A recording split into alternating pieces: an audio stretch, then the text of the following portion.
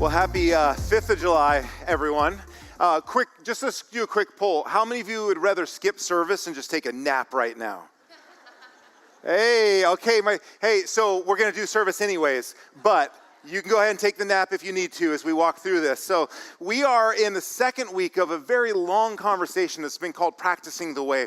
It started with this idea of that to be a Christian simply means to be a follower of Jesus. To be with Jesus, to be like Jesus, to do as he would do. That's the heartbeat of all of this. Now there's things like being part of a church community and serving and having an ongoing relationship with the scriptures, reading the Bible and prayer.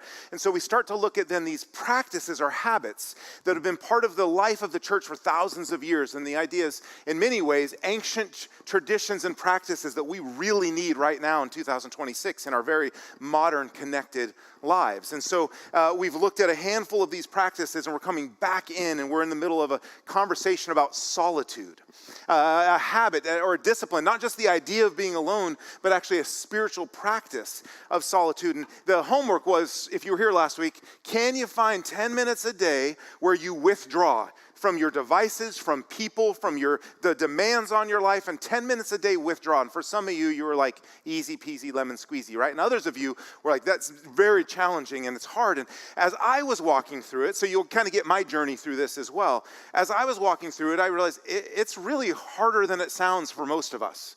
This idea of just not being productive, not dreaming, not solving things, not taking care of to-do lists, but just withdrawing. And as I reflected on my own experience, I was like, here's what goes on with my brain. Whenever I create space, my brain just fills it. And I don't know that it always fills it with something better. Like, so let's say I start one place, I create space, my brain fills it, and I'm like, I gotta create more space. My brain fills, and sooner or later I'm on this like doom loop, right? And I found that solitude is sometimes louder than so you go into it, you're like, what do I expect? And you withdraw and you have solitude, and solitude is louder than you expected. And so today then we're going to go, well, what's the point? Is the whole point like withdraw because it's a spiritual thing to do and people should withdraw and somehow you'll be more like Jesus? And actually 4 weeks, and today's week 2, we're going to stack conversations on top of each other. So week 1 review is simply this: solitude begins with getting alone, with withdrawing from getting alone. But there's also a question that I found underneath getting alone. It was like, okay, so when I get alone, what am I supposed to do? Like, you know, and some of you might hyper-spiritualize this, or it might be confusing, or it might come naturally to you. But I was like, do I just sit there? Do I sit in the silence and, hello, darkness, my old friend? I'm just there. And I don't know about you, that's very challenging for me. Doesn't mean I shouldn't do it. Am I supposed to feel something? Am I supposed to have like a warm, like divine fuzzy of some sort? Because now I'm alone. Isn't God supposed to come and do a thing for me? Am I supposed to go through my prayer list or journal? I became a follower of Jesus, and I think it was like the glory days of journaling, okay? And so I was kind of told, now that you're a Christian, you need to journal all the time. So and some of you journal, I'm not trying to knock you in any way. I'm just saying I struggle with it. Might be my ego or something, but every time I tried to journal, I thought, this has to be really good in case I die and people read it. Right? Some of you know what that's like. You can't just have a boring journal. It's got to be dramatic and intense and like. So I've always struggled journaling. And so what I want to do for our second step in this solitude conversation is make the case that actually after we withdraw, the next thing we do is learn how to listen. That's going to be our goal, that we could listen to God when we withdraw. So it's our part 2 of this 4-part conversation. I want to ask you a question about listening, just to think about how this plays out in your own life. Think about one of the best listeners you've ever known. Just turn to your neighbor, someone sitting alone, pull them into your conversation. What's their name and what jumps out to you about their listening? So take a moment. We'll give you a minute to chat about this. You think about like, who's a listener that comes to mind for you? Chat about it. We'll be back.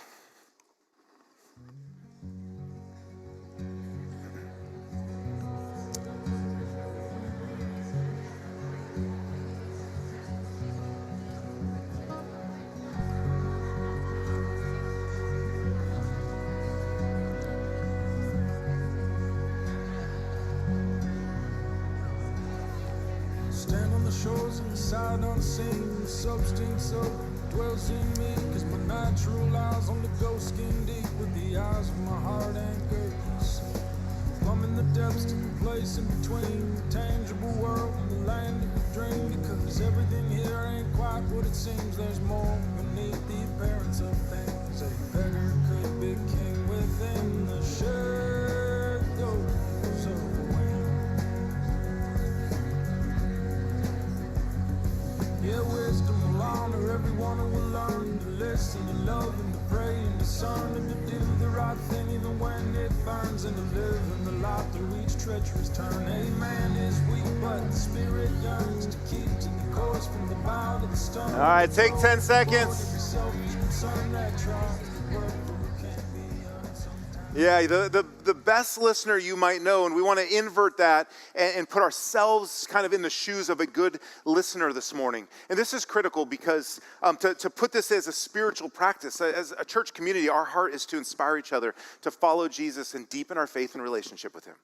That we could love our neighbor and reach the next generation. So it's this inspire, follow, deepen, love, reach. It's be with Jesus and be like Jesus. So how does this practice of withdrawing, which may not come natural to some of us, and others of us, it comes natural, but that doesn't mean that you're listening. So we all are in the same boat where we have to kind of do this listening work. And I thought, okay, I have to confess though, this happens a lot. This is not a spiritual strength, discipline, reality that I'm very good at. I was trying to think about the very first time I can remember listening to God. I've been a follower of Jesus for about 30 years. If you were to ask me, I'd say largely it's through reading the Bible. For many of us, that's going to be the story. We'd say I listen to God through reading the Bible. But I also know about this, that we believe God speaks. Many of you in this room would say, I believe God speaks. And not only through reading the Bible, I believe he's active in the lives of people and wants to communicate with us about God the Spirit wants to guide us in our lives and how we think and how we decide and how we forgive and walk through that. But if we also kind of pin this down and we'd say, okay, so the Bible documents that God speaks. We sing songs about God speaking. But a lot of us would say, I'm not sure I've ever heard God speak though. And it's not something I want to admit in church, right? Other than through reading the Bible. And not to diminish that he speaks through the scriptures. And then I thought about myself, right? And I go, that's a hard one for me. I think if you were to ask me, I'd say I feel like my wife listens to God and I listen to my wife. And it seems to be this pretty good relationship. But my first experience of listening to God, and I've shared this with you before, was not, I was not a follower of Jesus. And I grew up in a small town in Northern California, and there was a lot of addiction in my family, and I just wanted to get away. And the way out for a lot of us in certain places, sports was the way out of this small town. And I kind of thought I had my plan set for me. And then just before I graduated my senior year, I had a pretty significant leg injury. And I'm not a follower of Jesus, but I've got my whole life has kind of come undone. And I remember in that space, I'm like, okay, now my closest friend is a Christian, and he's always trying to convert me. And he's told me that, God can do miracles, that Jesus Christ was dead and he came back to life. He overcame death. God that can do that can, invite us to eternity, that God can take care of a 18-year-old kid's busted up lower right leg. So I said, okay, I'm going to have a conversation with this God. I don't know. And then he was always telling me the barrier to me in believing was I didn't have faith. I was always here, and I had to have some faith. So I did what any logical person would do. I got up. My left leg was good. I put all my weight on my left leg, and I said, "All right, God, heal me. I'm gonna give you all the glory every time something good happens." And I said, "Heal," and I jumped. How do you know he didn't heal me? Shame on you. Where's your faith, everybody? Yeah. I'm on the ground. I'm in agony. And I have probably my first legitimate conversation with God. It's highly inappropriate. I'm just, cuss words are flying out of my mouth. And God, first conversation, very few in my life, I'd say I felt like God spoke to me. And he said, it's really interesting how much you have to say to someone you don't know at all. I was like, oh. Now that set my life on a course that changed everything. But that's few and far between. It really is few and far between. And when I come back and I think about listening to God, I think I start to realize the day-to-day challenge for me is that I don't position myself, my posture is not to hear from God. I'm quite good at talking to God. I think I'm comfortable just bringing my thoughts. I don't feel like I have to shape them up or make them very spiritual. I can just say, God, and this is what I feel, this is what I think, this is what I hope, this is where I'm upset. I can talk to God, so I feel really good at that. But on the listening side, with the being quiet and listening, it's a real challenge for me. And then as I was preparing for this, I realized, and some of you would say, Carlos, I actually have heard God, and it's been a decade he's been silent. And I'm in this desert season. And today's message is not about that. That's a different conversation. We're talking about the discipline of listening to God, not like those seasons of life where it feels like God is distant and you wrestle and you cling to your faith. And that's not the conversation today. So we're going to kind of keep it in this base level of like solitude is withdrawing, and then solitude is listening. And maybe I'd shape it up like this, that God, in my life, I realize it's not that God has gone silent. It's that I don't really train myself to listen.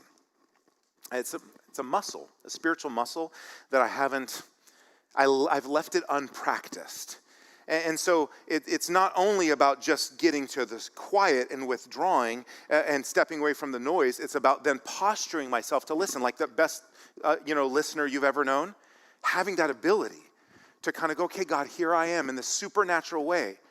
I'm ready to listen to you. So maybe solitude is the training ground for listening to God. But I want to be really clear, because I can say things in very dramatic, and it's all or nothing. Solitude is not the only place God speaks. I mean, in my life, I feel like I've heard the direction of God through music, through movies, through people, through events, through scripture, through prayer. There's a lot of ways. It's not the only way God speaks, but it is one of the places where we stop crowding out his voice. We bring our whole self to God, and we make room to receive what he might want to show us or correct us or teach us or remind us. There's a story in the Old Testament I'm going to jump into. Many of you are familiar with it. It's kind of this iconic moment in the life of a young man named Samuel, and I just kind of want to show you Samuel's listening moment with God. And we're going to jump into the New Testament and look at an encounter with Jesus and these two sisters. When you look at the Bible, remember, the Bible is 66 unique books together that tell the unified story of Jesus Christ. Even the books where you can't hear or see Jesus. The point of those books is leading us to Jesus. So we're in the Old Testament. Jesus isn't showing up yet overtly, but it's all like if you think about a wave that's swelling, it's bringing us to Jesus. 1 Samuel chapter 3, verses 2 to 10. A little backstory on Samuel for those who aren't familiar. Samuel is a boy.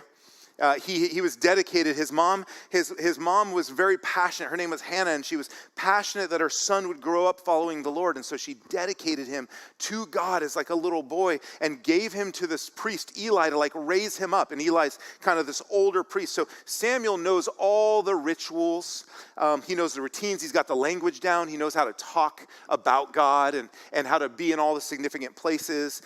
He does everything right, as far as we can tell. Like he's near God. One night, Eli, this is the older priest, whose eyes were becoming so weak he could barely see. Some of you were like, amen, I got you right there. Was lying down in his usual place. The lamp of God had not yet gone out, and Samuel, the boy, was lying down in the house of the Lord. Just think about location. He's in the house of the Lord where the ark of God was.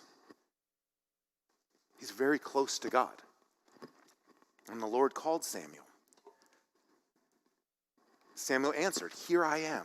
And he ran to Eli and said, "Here I am, you called me?" So notice God calls Samuel, and Samuel immediately goes to Eli and says, "Yes, what do you want?" And Eli said, I didn't call. Go back and lie down. So he went and lay down. And again, the Lord called Samuel, and Samuel got up and he went to Eli and he said, "Here I am, you called me." "My son," Eli said, "I did not call you. Go back and lay down." Now, you should answer that. Sorry, it's okay. Phone's ringing here all the time.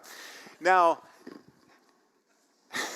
again, sorry, I don't mean to single people out. Okay, again, the Lord called Samuel, and Samuel got up and went to Eli. He said, "Here I am, you called me." "My son," he said, go lay back down. Now, Samuel, look at this line. Samuel didn't yet know the Lord. Wait, what? His bed is in the house of the Lord next to the Ark of the Covenant. If you don't know how big of a deal that is, watch Raiders of the Lost Ark, okay? He didn't yet know the Lord. the word of the Lord had not yet been revealed to him. A third time, the Lord called Samuel. Samuel got up. He went to Eli and said, "Here I am. You called me?" If you sometimes feel guilty about not being able to hear the voice of God, you're in good company. Eli realized that the Lord was calling the boy. So Eli told Samuel, "Look, go lie down. And if he calls you, say, 'Speak, Lord, for your servant is listening.'" If God calls your name, posture your heart to listen.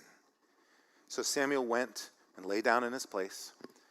And the Lord came and stood there, calling as at the other time, "Samuel, Samuel." Then Samuel said, "Speak, for your servant is listening." I love everything about this story. And you should know this about Scripture. We have to try to avoid being, I call it like reductionary, where we take the Bible and then we go, okay, I read this text. Now I got to squeeze it down to like a really small thing and then say, I get it. I have got this down to its core thing that nobody can take away from me. I think it's a much more beautiful journey to see it more like a prism. Take the Bible and open it up and let it speak to you. And that text I read, some of you might be somewhere totally different than listening right now because you're like, wow, I didn't know that, or that totally hit me. Others of you are like, what? A little boy in a temple and God's talking to him and the old man doesn't know. So we all come to it, right? And this time around, when I turned the prism of Scripture, this is what drew me as I was looking at how I could talk with us about listening to God, is the second step of solitude. Withdraw, step one. Listen, step two. The first thing that kind of strikes me is proximity. Proximity to the right environment doesn't automatically produce the ability to hear. And maybe this is a message for people like me who are like, I am a lifetime Christian now. Actually, it's my vocation. Doesn't mean I hear God.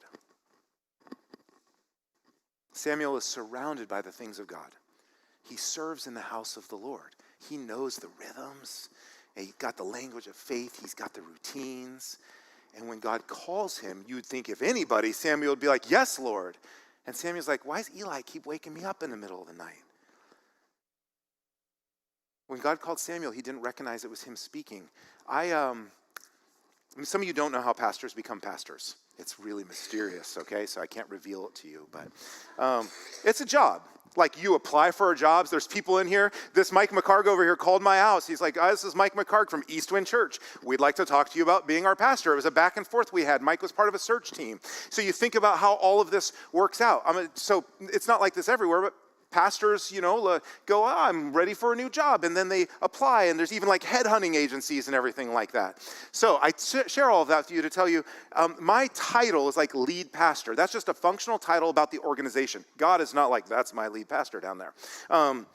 So you go, okay, so how do you become a lead pastor? Here's what lead pastors usually do. They usually preach.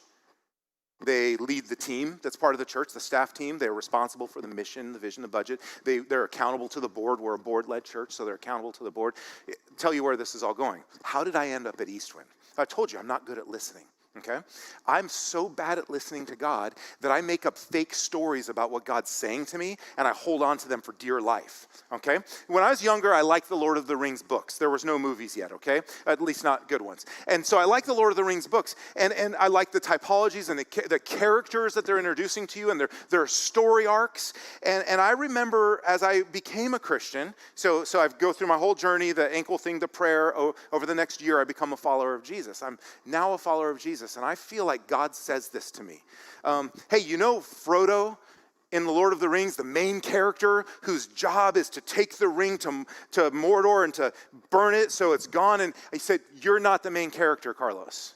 You're Samwise Gamgee." Some of you know who Samwise is. He's like the backup character. His job is to just do whatever, all the dirty work that needs to get done so Frodo can be the main character. I was praying one day, and I felt like the Lord said to me, "Carlos, don't ever forget this. You're the backup character." Now, in the kingdom of God, there's no main characters and backup characters, but I'm a human, and my mind has to have a way it thinks about things.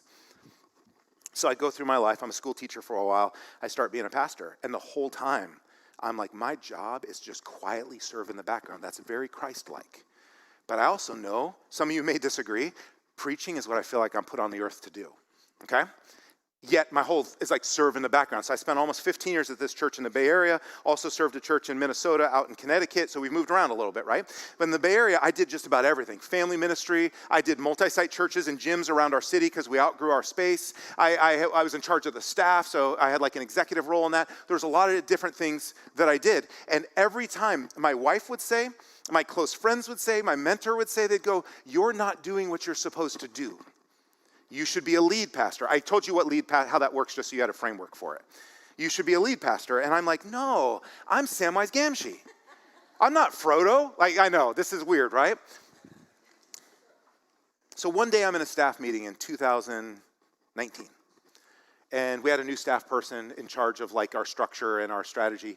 And they pulled us all in and they said, "Oh, here's the new alignment." And they went, "Carlos," and you said, "Your job's the same, nothing's changed, but you're now the tech pastor." And I was like, "Tech what, because I have an iPhone?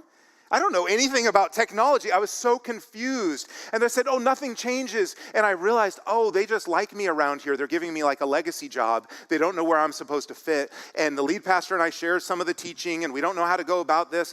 And then I felt like I heard God again. I don't hear him a lot.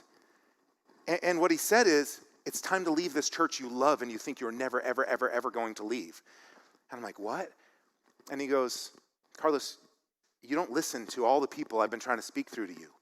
You should go and you should preach and you should lead the team because I think I'm decent at that. And you should," and I was like, "But God," and I said this, "But God, I'm Samwise Gamgee. Why am I like talking Lord of the Rings with God, right?"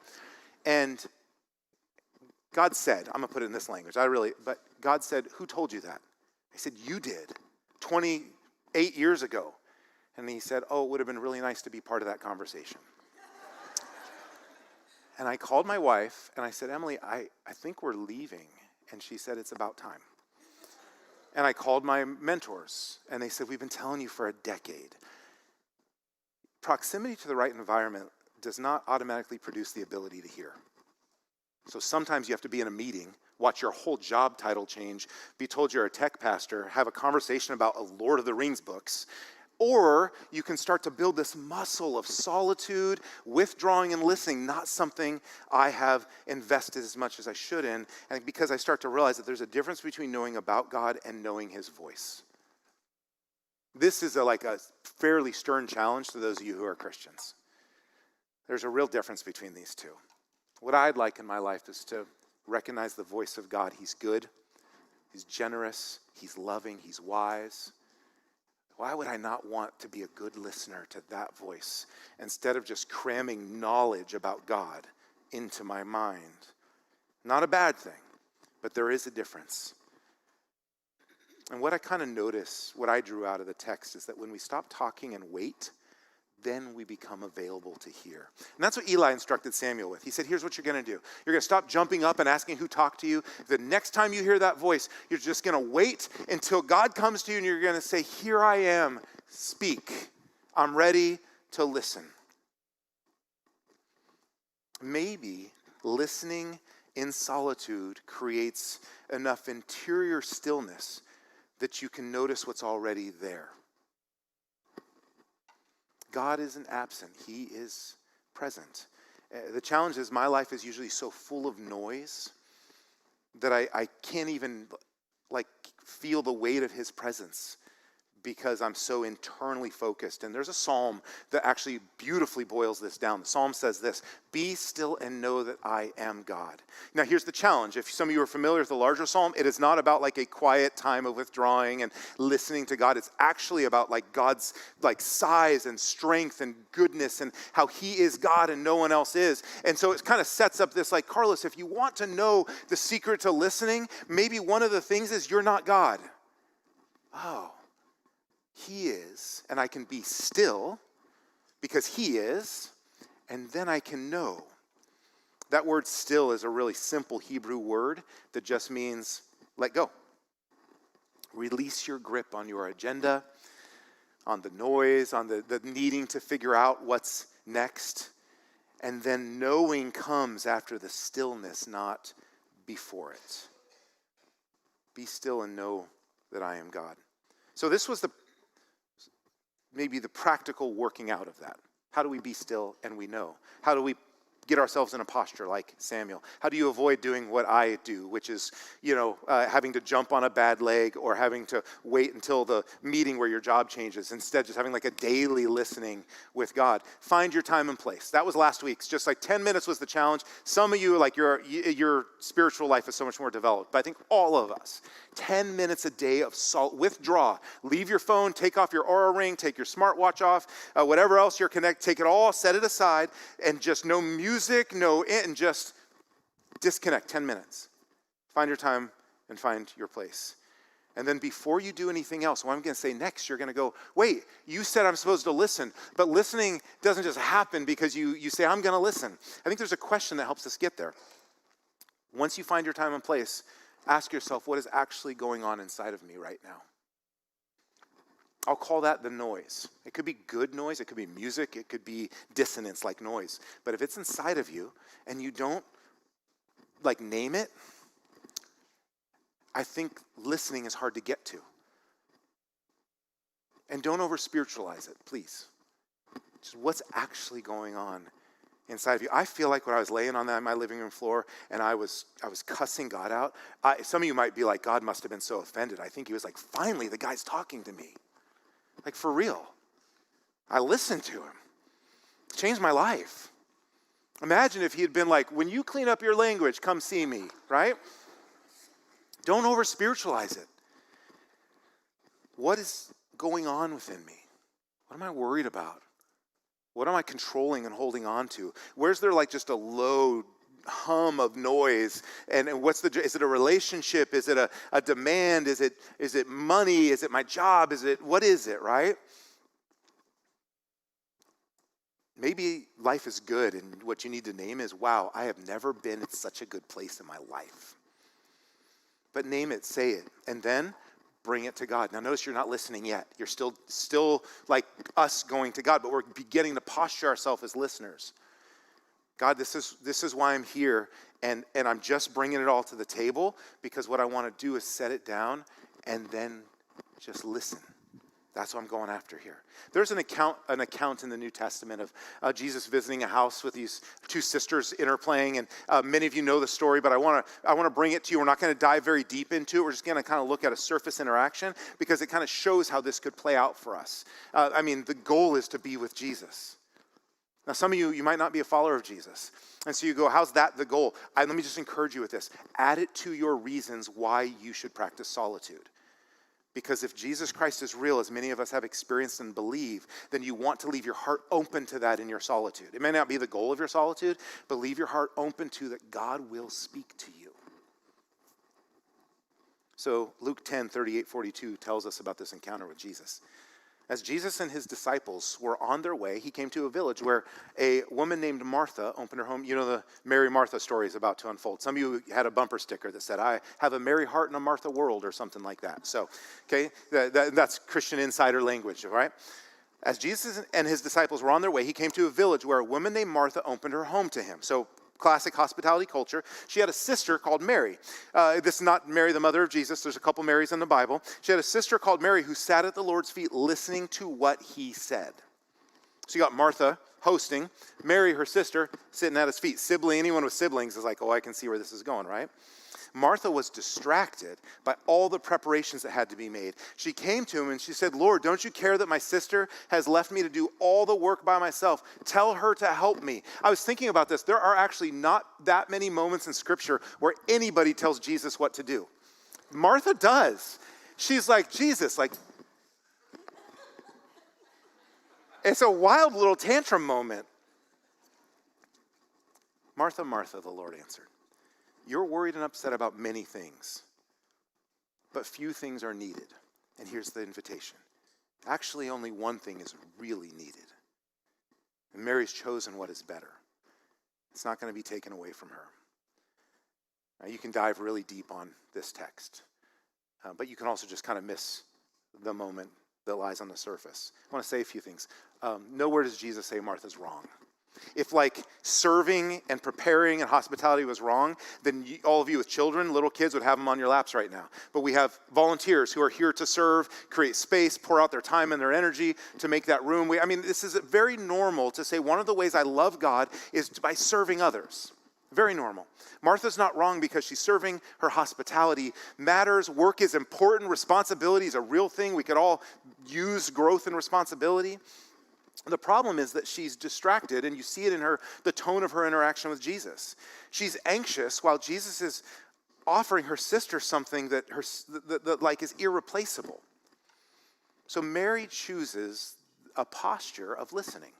She sits at Jesus' feet, would be, the very practical way it happened, but that's what this solitude practice is for, to put us at the feet of Jesus. There will be times when we work and times when we hustle, but there's got to be times when we don't.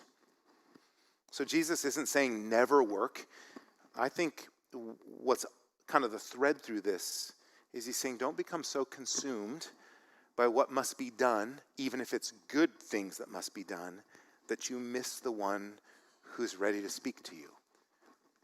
That's a hard dynamic because most of us don't go through life saying, who's the one I'm supposed to listen to? Usually it's who's the one I'm supposed to speak to. I got something to say, right? Don't be so consumed by what you need to do that you miss Jesus, ready to meet you in your solitude and speak to you with the very words of life. So you have Martha not doing anything bad. She's hosting, preparing food. If Martha sat down too, Peter would have been next. It was Jesus, can you please tell the sisters to get up here and start preparing? It would have gone on and on and on. There's nothing wrong with what they're doing. It's just, here's what's beautiful, and I want to encourage you with. Jesus said that Mary was receiving something that could never be taken away from her. Last time I checked, pretty much everything in my life can be taken away from me. But maybe the words of Jesus can't. And that, to me, is compelling. I would like to hear something that is so like tenacious and gritty that no matter what happens, I still have it. And some of you know exactly what I'm talking about because you have been in that pit and you have gone, wow, the words of Jesus are the only thing I have left right now. Mary and Samuel have this posture of saying, speak, Lord, your servant is listening. So that's going to be our homework, I guess, is the theme for the summer. Last week, it's 10 minutes a day. Let's keep that rolling. Let's add on to that 10 minutes a day, naming what's going on inside of you, dealing with it, and then saying, speak, Lord, your servant is listening. And then just like sitting, just waiting. And for many of us, it'll be nothing other than like 8 minutes of time that was just dead air. But we practice it's a practice. We build the muscle. Let's take 30 seconds right now and just see what happens, okay? 30 seconds. We'll take a breath and we'll have collective silence. This is really not solitude. You're all like by strangers and stuff. But just see. Pay attention to yourself for 30 seconds. Pay attention to God for 30 seconds. Say, speak, Lord, your servant is listening. Let's do that on 3. Take a 1, 2, 3. Okay.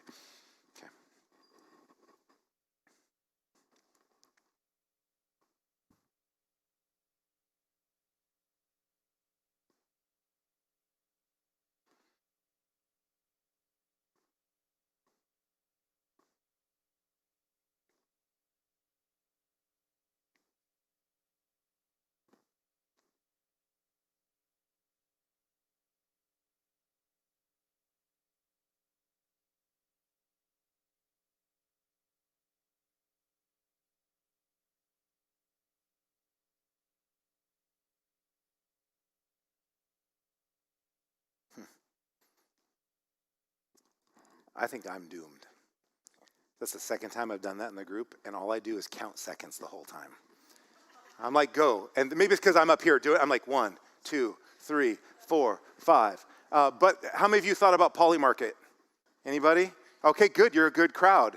How many of your mind ran to like what you're going to do right after service today? Like it's pretty interesting. Solitude doesn't naturally just create like this divine moment, and be really aware of that. Think of it like training ground to build a muscle for a posture of listening. Again, if that's not your language or you're not a person who practices the Christian faith, think of it as a very important space where you need it anyways, but just maybe God can meet you in that space as well, even if you're not asking him to.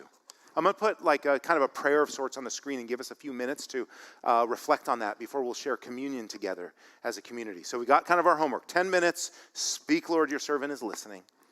And I'll be back in just a moment.